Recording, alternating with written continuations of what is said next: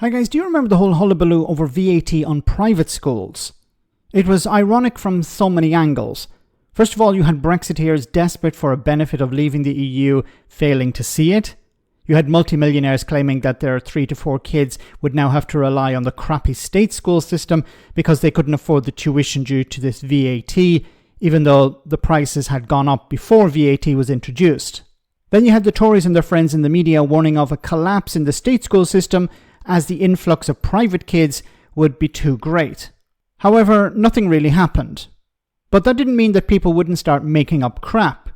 Here, a lady whose son attended a private school and then had to go to a state school was interviewed by the concrete farmer, and the motivation behind her anger, well, seems a bit stretched.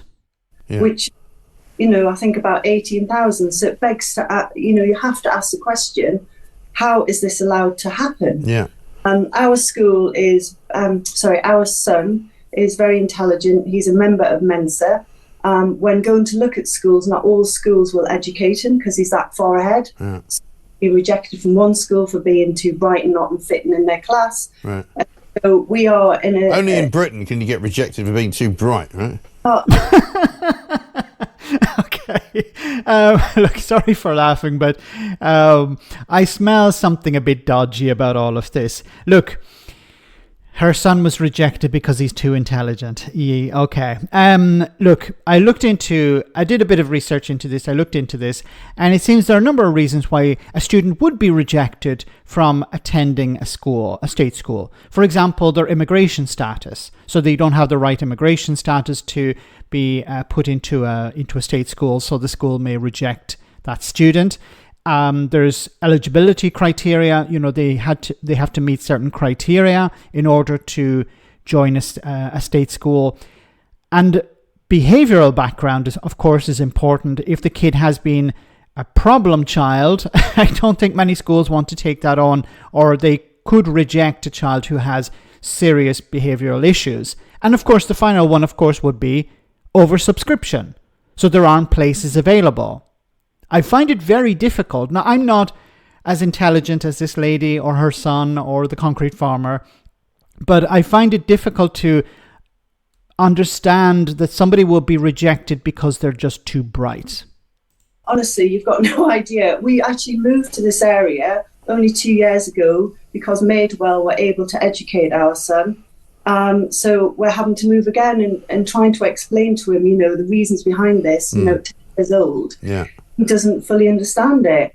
Now, what we've got a situation is that the school could be continued to be run. Yeah. However, Uppingham School have rejected the proposal on ridiculous reasons. So my big bugbear, as well as why we're paying this VAT, is why aren't the government stepping in saying, actually, you've got a great proposal here. The school can continue to run privately, thus taking away, the state school places that are desperately needing the teachers. Yet Uppingham are saying, absolutely not. We're not allowing the school to continue the... Just send him to a private tutor. That's your solution. What you want the government to get rid of this VAT on private schools, and you're coming up with this ridiculous argument that, well, my son is too intelligent for the state school. Well, if he can be sent to the state school, he can receive also private tuition. If you can afford to send him to a private school, then surely you can also afford to hire a private tutor to cover the areas that he's not satisfied with in the state school. Now, I don't believe any of this is actually true, but let's say for the sake of argument it is. If the private school is closing down because they decided maybe the business is no longer viable. Business we're talking about here. Business is no longer viable. They're closing down. They decided we're going to blame it on VAT. Or maybe they're just threatening to close and they're trying to get, a bit of leverage over the government. I don't know the situation here. But for this individual, if she believes that her son isn't going to get the tuition necessary at state school, then hire a private tutor. There are lots of them about. They don't cost an arm and a leg. Especially if you're already sending your kid to a private school, you can afford a significant amount of money on education. So if you care about your son's tuition, then you will take whatever opportunities are available. If the private school is closing down, then what you do is you send your son to a state school and then pay for a tutor for extra lessons.